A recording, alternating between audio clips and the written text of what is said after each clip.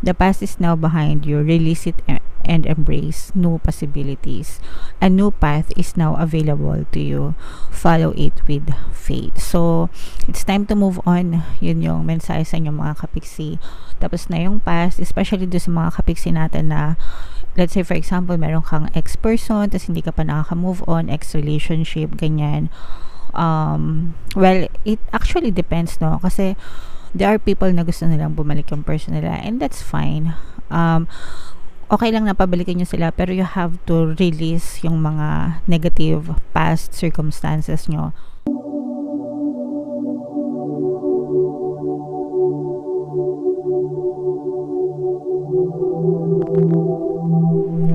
Hello guys, hello Aries, welcome back to Pinoy Pixie Tarot.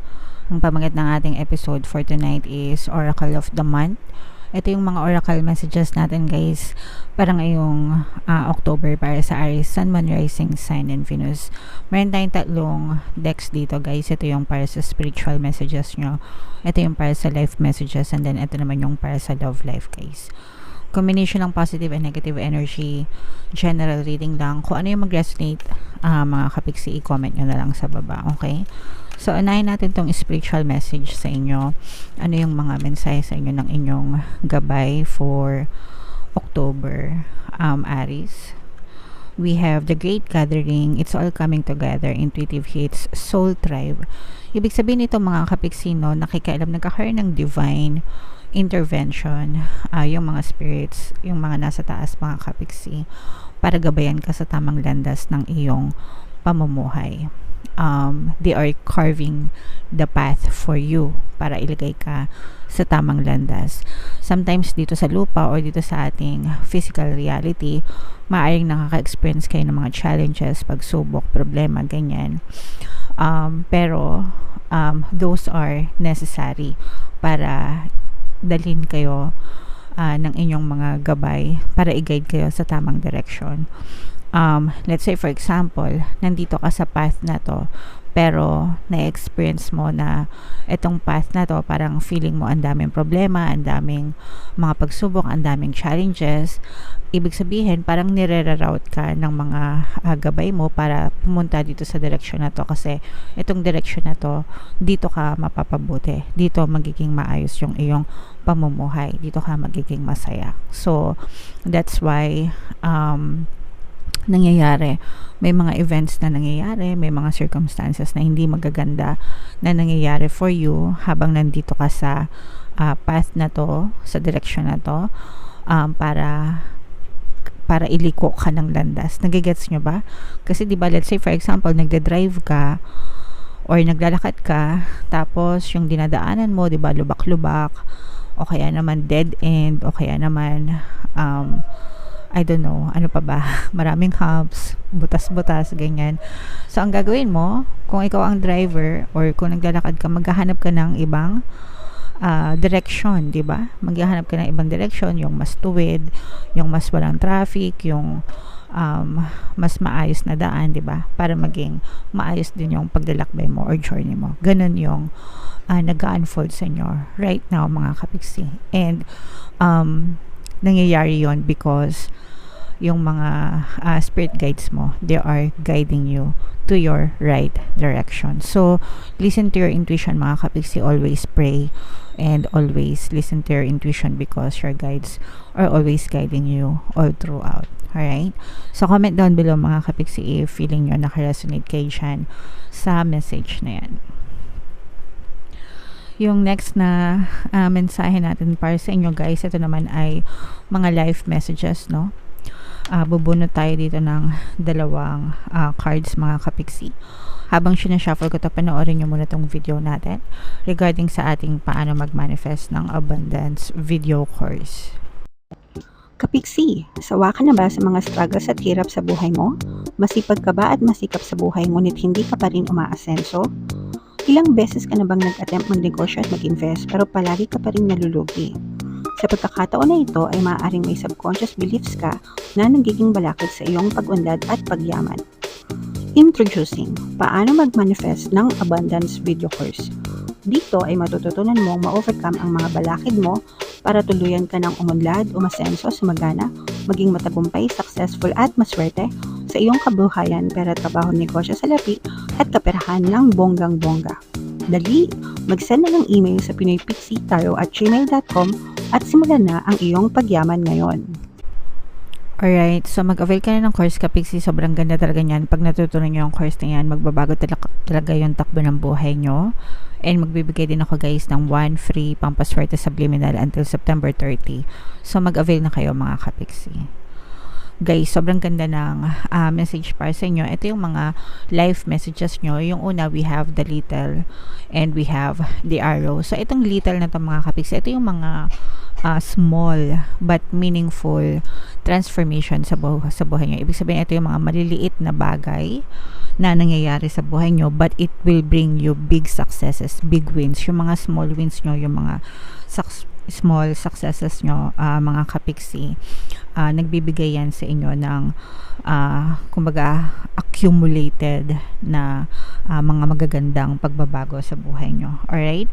For every obstacle that makes you anxious and uneasy, you will eventually find a way to calm yourself down and overcome it. Every time na nagiging anxious ka, aligaga, ganyan, stressed, uneasy, hindi mapakali, uncomfortable, yan, mapapansin mo na parang dun sa mga pagkakataon na yun, you are learning to become more calm yourself and now overcome mo yung mga problema, yung mga little challenges na dumadating sa buhay nyo, and you will be successful for a long time. Okay? Magiging successful ka, magiging matagumpay ka, victorious ka sa matagal na panahon mga Kapiksi, kapag ka ginawa mo yung work mo, yung goals mo, yung desires mo, little by little. Okay? So, yun yung palagi kong sinasabi sa inyo guys, and that's how I live, no? Progression, not perfection. In any of my goals or my desires, I make sure na every single day I take one step at a time, and hanggang sa eventually mararating mo rin yung big wins mo, 'di ba? Yung big success mo, mararamdaman mo din siya. Pero yung mga little efforts na binibigay mo every single day, every single time, it will lead you, 'di ba, to a more stable, successful future in the long run mga Kapiksi. So accumulation is very important, kaya wag kayong mawala ng lakas ng loob kung feeling nyo sobrang slow ng progress nyo. It doesn't matter as long as kumikilos kayo every single day and may effort kayo na ginagawa mga Kapiksi. Wag nyong pagdududahan yung ginagawa nyo, kung makakarating ba kayo or makahihit nyo ba yung success, mga Kapiksi. Sometimes ganun talaga, no? Sabi nga, the fastest way to get there is to get there slowly. Okay? So kaya nga yung iba, 'di ba, merong tinatawag na ang tumatakbo ng matulin kung matinik ay malalim, 'di ba? Yung iba sobrang bilis umasenso, sobrang bilis sumikat, umasenso, ganyan, pero hindi nasusustain. Nagets nyo ba? Sometimes yung mga success nila mabilis lang, tapos mabilis ding nawawala, 'di ba? Unlike others na consistently nagbibigay ng effort every single time, talagang na-maintain nila yung kanilang success ng pangmatagalan. So ganun din kayo, mga Kapiksi. Alright? And ito naman guys, this is a surge of energy, no? Pagiging aggressive, kumbaga parang motivated, highly motivated. Di ba yung arrow, yung pana, di ba? Pag charge mo, tapos nirelease mo, shung! Nirelease mo yung arrow, shung! Di ba? Mabilis yung ano niya, mabilis yung paglipad ng pana, mga Kapiksi. So, meron kayong ganong klaseng energy right now na parang charge nyo yung sarili nyo ng madaming energy towards your goal, towards your desire. Parang punong-puno ka ng motivation, punong-puno ka ng desires, punong-puno ka ng mataas yung energy level mo. In short, okay? And ipagpatuloy mo yung pagiging positibo, ipagpatuloy mo yung ganyang pagkakaroon ng klaseng energy, i-focus mo yung attention mo hanggang sa ma-hit mo yung iyong target, yung iyong goals, kung ano man yung gusto mong i-hit sa buhay mo, mga Kapiksi. Alright?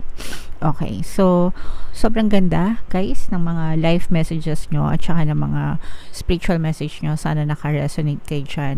Ito naman yung sa ating love life messages. Habang sinashuffle natin to guys, naka-flash sa screen nyo yung ating email coaching, manifest your desires using the law of attraction. If meron kayo mga specific na gusto nyong i-manifest, pwedeng love and relationship, pwedeng money or career, pwede kayo magpabook ng email coaching session with me. Mag-send lang kayo guys ng email sa pinoypixietaro@gmail.com. So ito yung mga love messages. Nakuha natin si Papa P. Tuwan-tuwa ako pag nakukuha ko to kasi kamukha talaga niya si Papa P, diba? Piolo Pascual. Hindi ko alam kung nakikita niyo yung resemblance. Siguro dahil dito sa jawline at saka dun sa mata. Anyway, ito yung mga images ng card, love messages para sa inyo. So, tingnan natin yung message. Unahin natin itong mga kapiksi. The past is now behind you. Close up natin para mabasa nyo. The past is now behind you. Release it and embrace new possibilities. A new path is now available to you. Follow it with faith. So, it's time to move on. Yun yung mensahe sa inyo mga kapiksi. Tapos na yung past, especially doon sa mga kapiksi natin na, let's say for example, meron kang ex-person, tapos hindi ka pa nakaka-move on, ex-relationship, ganyan. Well, it actually depends, no? Kasi, there are people na gusto nilang bumalik yung person nila, and that's fine. Okay lang na pabalikin nyo sila, pero you have to release yung mga negative past circumstances nyo, yung mga anger, resentment, yung mga past negative emotions, mga kapiksi, kasi yun yung nagsisilbing block sa relationship nyo. And kung tapos naman na yung relationship nyo and ayaw nyo na silang pabalikin, you have to completely let go, no? Tapusin nyo na, kumaga move on na, wag nyo nang alalahanin.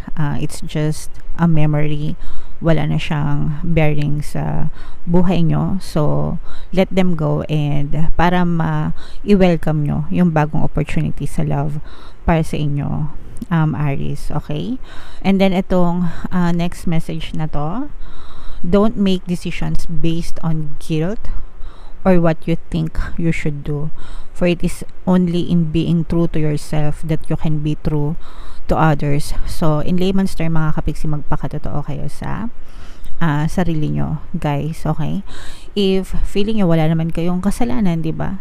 Sometimes kasi we take the blame kasi feeling natin diba, parang gina-justify natin yung mga kasalanan na nagagawa ng ibang tao. Pero as long as you're being true to yourself, that's fine mga kapiksi. Magpakatotoo lang tayo. Alright?